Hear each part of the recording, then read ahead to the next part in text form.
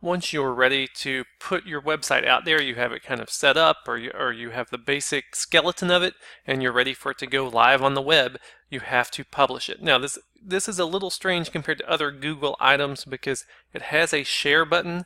That share button is different for a site. The share button basically is who else has the ability to edit your site, not who can see your site on the web.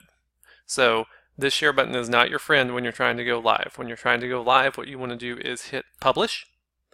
And the great thing is it allows you to pick part of your web address, like the very end of it, and so it will suggest something. If you don't like that, you can change it. But you'll have some website that has some customization there at the end. Anybody can view my site.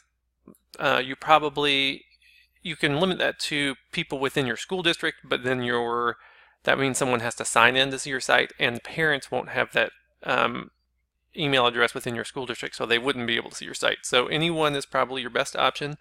You could maybe not want to be searchable on Google, that's fine, but you want to make sure that you publish. Once you're published, then you are live and people can view your site. You'll notice that you got a different button here, the little drop down. What I like to do is I like to use this to say, okay, now view my published site so I can see it. It'll open it up in a different window if it didn't get a pop-up blocker like mine just did. But now you are live out there. The only annoying thing is that every time you make a change, like if you come here and say,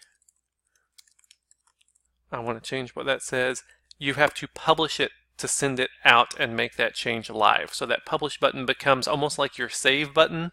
Not really, but it pushes all of your changes out to the web. And if you haven't published a change, then the students won't see that change. So there will be a lot of publishing in your lifetime.